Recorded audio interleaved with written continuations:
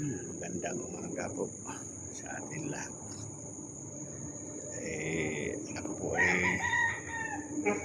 nangunguha naman ng bunga ng aking dragon fruits. Halos ito na yung huli eh. Baga pangatlong batch. Ito po. Hindi pa masyadong hinog pero may kumukuha dito sa akin. Gusto nila yung ganito. Lalo ng ganitong araw, Biyernes pa lang.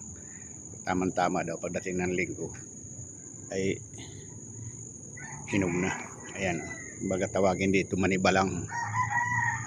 Ayan po. Yun, kanina pa ako nagkukuha. Yun, meron ako dito. Siguro mga kung ano itong nakuha ko makaabuti ng 20 kilos na yung nakuha ko. Ayun, andun yung iba.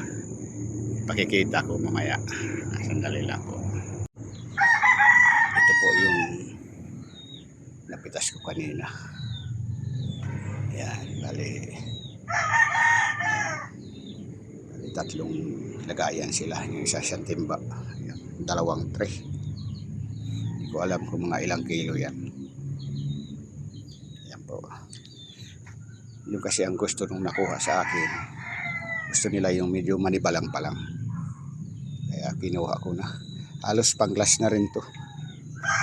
Mayroon natira doon ng bunga ng dragon fruits pero mangilan-ilan na lang. Susundin naman sa sunod na katbubunga yan. Ayan. Papansin niyo po halos side talaga. Ayan. Ayan. Mayroon pa naman mangilan-ilan. Pa isa-isa nga nagbubulaklak. Ayan.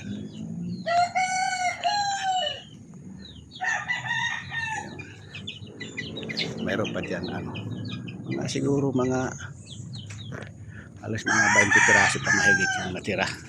Hilaw pa. Para na lang sa mga napunta dito. May makakain-kain sila. Ayan. Kat doon yan. Yung pader na yan, halos lahat yan mayroon. Dragon fruits. Tapos 1 hektarya to dito na pinaglagyan ko ng dragon fruits. Halos paligid yan mayroon. Yan po. Meron pa naman mga ilan-ilan. Meron pa na bulaklak. Ayan.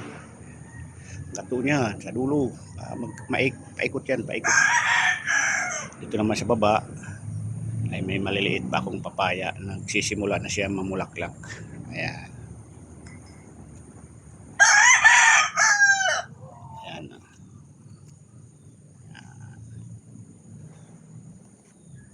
Sige po. Maraming salamat po sa lahat na makakapanood. Ay sana kahit paano nag-enjoy kayo ito sa aking video. Magandang umaga muli sa atin lahat.